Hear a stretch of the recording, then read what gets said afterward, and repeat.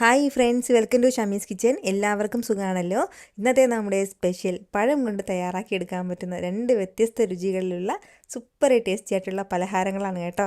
ആദ്യം നമുക്ക് ആവിയിൽ വേവിച്ചെടുക്കുന്ന വളരെ രുചികരമായിട്ടുള്ള പഴമട എങ്ങനെയാണ് തയ്യാറാക്കുന്നതെന്ന് നോക്കാം. അപ്പോൾ ഈ വീഡിയോ ഇഷ്ടമായാൽ ഇതൊന്ന് ലൈക്ക് ചെയ്യാനും കൂടെ തന്നെ സബ്സ്ക്രൈബ് ചെയ്യാനും ആ തൊട്ടടുത്ത് കാണുന്ന ബെല്ലൈക്കൻ്റെ ഓൾ മറക്കാതെ കൂടെ ഒന്ന് പ്രസ് ചെയ്തേക്കണേ. എന്നാൽ ശരി, ഇതെങ്ങനെയാണ് തയ്യാറാക്കുന്നത് വേഗം ഒന്ന് കണ്ടു നോക്കാം. ഇതിന് വേണ്ടിയിട്ട് ആദ്യം നമുക്ക് വേണ്ടത് നേന്ത്രപ്പഴമാണ്. ഞാനിപ്പോൾ ഒരു 3 നേന്ത്രപ്പഴം എടുത്തിട്ടുണ്ട്. എന്നിട്ട് ഇത് ആവിയിൽ നന്നായിട്ടൊന്ന് വേവിച്ചെടുത്ത് വെച്ചിരിക്കുന്നതാണ്. ഇതിപ്പോൾ അത്യാവശ്യം നല്ല ചൂടുണ്ട്. ഈ നേന്ത്രപ്പഴത്തിൻ്റെ തൊലിയൊക്കെ ഒന്ന് മാറ്റിയിട്ട് നമുക്കിതൊരു ബോളിലേക്കൊന്ന് മാറ്റാം. അപ്പോൾ ഈ 3 പഴവും ഞാനിപ്പോൾ ഒരു ബോളിലേക്കൊന്ന് മാറ്റിയിട്ടുണ്ട്. ഇനി നമുക്കിതിലേക്ക് അടുത്ത് ചേർക്കേണ്ടത് ഗോതമ്പ് പൊടിയാണ്. 1/2 കപ്പ് അളവിലാണ് കേട്ടോ ഞാനിപ്പോൾ ഗോതമ്പ് പൊടി എടുത്തിട്ടുള്ളത്. കൂടെ പിന്നെ ഇനി നമുക്കിതിലേക്ക് വേണ്ടത് ചിരകിയ തേങ്ങയാണ്. 1/2 കപ്പ് അളവിലാണ് ഞാനിപ്പോൾ ഇതിലേക്ക് ചിരകിയ തേങ്ങ എടുത്തിട്ടുള്ളത്. കൂടെ പിന്നെ നമുക്ക് ഇതിലേക്ക് വേണ്ടത് നമ്മുടെ മധുരത്തിന് ആവശ്യമായിട്ടുള്ള ശർക്കര പൊടിയും കൂടിയാണ്. ഞാനിപ്പോൾ ഓർഗാനിക് ജാഗറി പൗഡറാണ് എടുത്തിട്ടുള്ളത്. അപ്പോൾ ഇതിൽ കല്ലും പൊടിയൊന്നും ഉണ്ടാവില്ല കേട്ടോ. അതല്ലാന്നുണ്ടെങ്കിൽ നമുക്ക് പഞ്ചസാര ചേർക്കണം എന്നുള്ളവർക്ക് പഞ്ചസാര ചേർക്കാം. സാധാ ശർക്കരയാണെന്നുണ്ടെങ്കിൽ ഒരല്പം വെള്ളം ചേർത്തിട്ട് നന്നായിട്ട് അതൊന്ന് തിളപ്പിച്ച് അരിച്ച് വേണം ഇതിലേക്ക് ചേർക്കാനായിട്ട്. 2-3 ടേബിൾ സ്പൂൺ അളവിൽ മാത്രം വെള്ളം ചേർത്ത് ഒന്ന് തിളപ്പിച്ചിട്ട് അരിച്ച് ചേർക്കാം. പിന്നെ വേണ്ടത് 1/2 ടീസ്പൂൺ അളവിൽ ഏലക്ക പൊടിച്ചതും കൂടിയാണ്. അപ്പോൾ നല്ലൊരു ഫ്ലേവറിന് വേണ്ടിയിട്ടാണ് നമ്മൾ ഏലക്കാപ്പൊടി ചേർക്കുന്നത്. അപ്പോൾ ഇത്രയും ചേർത്തിട്ട് നല്ല രീതിക്ക് തന്നെ നമുക്ക് ഒന്ന് മിക്സ് ചെയ്ത് യോജിപ്പിച്ചെടുക്കാവുന്നതാണ്. ഒരു ഫോർക്ക് ഉപയോഗിച്ചിട്ടോ അല്ലാന്നുണ്ടെങ്കിൽ കൈ ഉപയോഗിച്ചിട്ടോ എങ്ങനെയാണെന്ന് വെച്ചാൽ നന്നായിട്ട് ഒന്ന് കുഴച്ചെടുക്കണം. നമ്മൾ എക്സ്ട്രാ ഇതിലേക്ക് വെള്ളമൊന്നും ചേർക്കരുത്. വെള്ളമൊന്നും ചേർക്കാതെ വേണം നന്നായിട്ട് ഒന്ന് മിക്സ് ചെയ്തെടുക്കാനായിട്ട്. ഈ ഒരു രീതിക്ക് നന്നായിട്ട് തന്നെ ഞാനിതൊന്ന് മിക്സ് ചെയ്ത് യോജിപ്പിച്ചെടുത്തിട്ടുണ്ട്. അപ്പോൾ ഇതുപോലെ നമ്മുടെ പഴവും മാവും ഒക്കെ നന്നായിട്ടൊന്ന് മിക്സ് ചെയ്തെടുത്തു കഴിഞ്ഞാൽ പിന്നെ ഇനി നമുക്കിതിലേക്ക് ചേർക്കേണ്ടത് 2 ടീസ്പൂൺ നെയ്യിൽ ഒരല്പം അണ്ടിപ്പരിപ്പും മുന്തിരിങ്ങയും ഞാനൊന്ന് വറുത്തെടുത്തിട്ടുണ്ട്. അതുകൂടി ചേർക്കാം. ഇനി നന്നായിട്ട് വീണ്ടും ഇതെല്ലാം കൂടി ഒന്ന് മിക്സ് ചെയ്ത് യോജിപ്പിച്ചെടുക്കാവുന്നതാണ്. ഇതുപോലെ നന്നായിട്ട് ഞാനിതൊന്ന് മിക്സ് ചെയ്ത് എടുത്തിട്ടുണ്ട്. ഇനി വേണ്ടത് ഞാനിപ്പോൾ ചെറിയൊരു വാഴയില എടുത്തിട്ടുണ്ട്. ഇതിലേക്ക് നമുക്ക് ആവശ്യമായിട്ടുള്ള വലുപ്പത്തിനുള്ള മാവ് വെച്ച് കൊടുക്കാം. മാവ് വെച്ചിട്ട് ചെറുതായിട്ട് നമുക്കിതൊന്ന് പരത്തി കൊടുക്കണം. എന്നിട്ട് നമുക്കിതൊന്ന് മടക്കിയെടുക്കാവുന്നതാണ്. ഞാനിപ്പോൾ ഈ രീതിയിലാണ് ഇതൊന്ന് ചെയ്തെടുക്കുന്നത്. അതല്ല നമുക്ക് ഇലയപ്പത്തിൻ്റെ ഷേപ്പിൽ ചെയ്തെടുക്കണമെന്നുള്ളവർക്ക് അങ്ങനെയും ചെയ്തെടുക്കാം. ഇതുപോലെ തന്നെ നമുക്ക് ബാക്കിയുള്ള എല്ലാ മാവും ഇലയിൽ മടക്കിയെടുക്കാം. നമ്മുടെ പഴത്തിൻ്റെ മിക്സിംഗ് എല്ലാം ഞാനിപ്പോൾ ഇതുപോലെ ഇലയിലൊന്ന് മടക്കി എടുത്തിട്ടുണ്ട്. ഇനി നമുക്ക് വേണ്ടത് ആവശ്യമില്ല ഞാനിപ്പോൾ വെള്ളം വെച്ചിട്ടുണ്ട്. വെള്ളം നന്നായിട്ട് ഇന്നൊന്ന് തിളച്ചു തുടങ്ങിയിട്ടുണ്ട്. ഇനി ഇതിന് മുകളിലായിട്ട് നമുക്ക് തട്ടിട്ട് കൊടുക്കാം. ഇനി ഇതിന് മുകളിലായിട്ട് നമുക്ക് ഓരോന്നായിട്ട് വെച്ച് കൊടുക്കാവുന്നതാണ്. ഫ്ലെയിം ഒന്ന് മീഡിയത്തിൽ വെച്ചിട്ട് ഒരു 10 മിനിറ്റ് നമുക്കിതിങ്ങനെ ഒന്ന് ആവിയിൽ വേവിച്ചെടുക്കാവുന്നതാണ്. ഇതിപ്പോൾ ഇങ്ങനെ ഒന്ന് ആവിയിൽ വേകാൻ തുടങ്ങിയിട്ട് ഏകദേശം ഒരു 10 മിനിറ്റോളം ആയിട്ടുണ്ട്. അത്രയും സമയം കൊണ്ട് നല്ല പെർഫെക്റ്റ് ആയിട്ട് ഇത് റെഡിയായി കിട്ടിയിട്ടുണ്ട്. ഇനി ഞാൻ ഫ്ലെയിം ഓഫ് ചെയ്യാണ്. ഇതിപ്പോൾ അത്യാവശ്യം നല്ല ചൂടാണ്. ഈ ചൂടൊന്ന് മാറിയിട്ട് നമുക്കിത് സെർവ് ചെയ്യാവുന്നതാണ്. വളരെ രുചികരമായിട്ടാണ് കേട്ടോ നമുക്ക് തയ്യാറാക്കി എടുക്കാൻ പറ്റുന്നത്. പഴമുണ്ടെങ്കിൽ ബാക്കി മിക്കവാറും ചേരുവകളൊക്കെ നമ്മൾ വീട്ടിലുള്ളത് തന്നെ ആയിരിക്കും.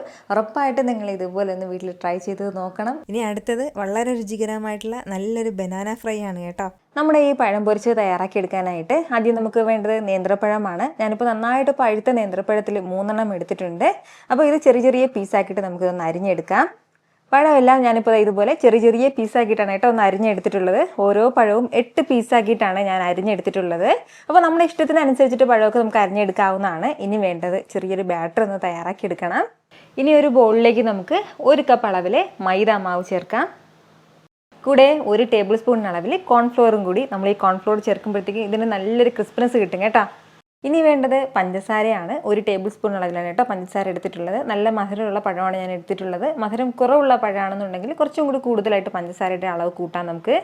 ഇനി വേണ്ടത് ഒരു പിഞ്ചളവിൽ മാത്രം ഏലക്കാപ്പൊടിയും കൂടി. ഏലക്കാപ്പൊടിച്ചതിൻ്റെ അളവ് ഒരുപാട് കൂടിപ്പോകരുത്. എങ്കിൽ പിന്നെ ആ ഒരു ഫ്ലേവർ ആയിരിക്കും കൂടുതലായിട്ട് ഉണ്ടാവുക. ഞാനിപ്പോൾ വളരെ കുറച്ച് മാത്രമേ ചേർത്തിട്ടുള്ളൂ.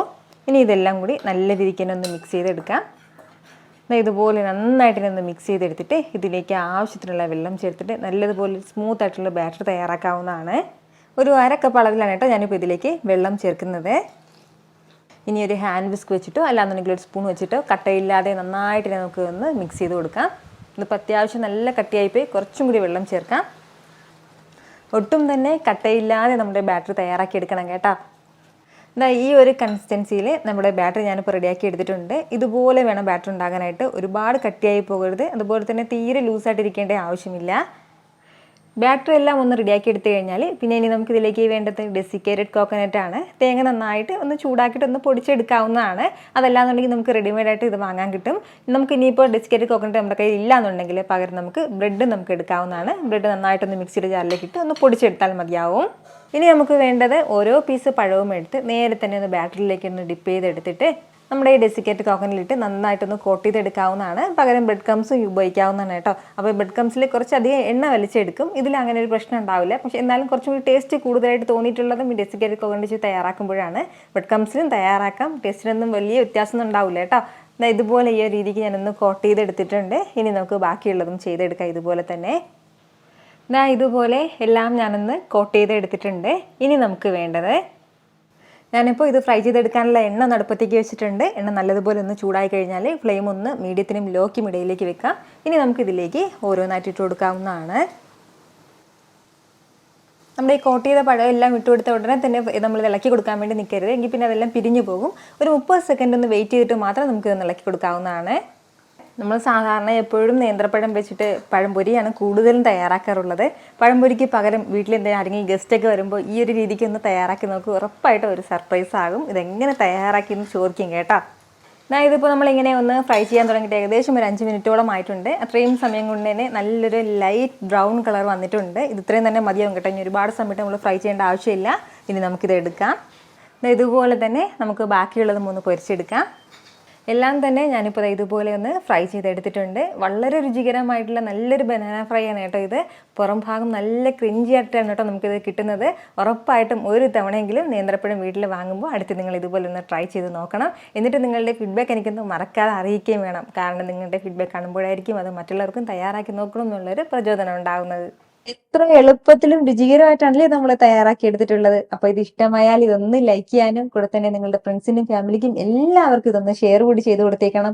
ഇതുപോലുള്ള റെസിപ്പിക്ക് വേണ്ടിയിട്ട് നമ്മുടെ ഷാമീസ് കിച്ചൻ ചാനൽ ഫോളോ ചെയ്യാനും സബ്സ്ക്രൈബ് ചെയ്യാനൊന്നും ആരും മറക്കരുത്. വീണ്ടും നല്ലൊരു ഷാർ വീഡിയോ ആയിട്ട് നാളെ കാണാം. അതുവരേക്കും എല്ലാവരും ഹാപ്പി ആയിട്ടിരിക്കുക, സന്തോഷമായിട്ടിരിക്കുക, എല്ലാവരും സേഫ് ആയിട്ടിരിക്കണം. Take care friends. ടാറ്റാ.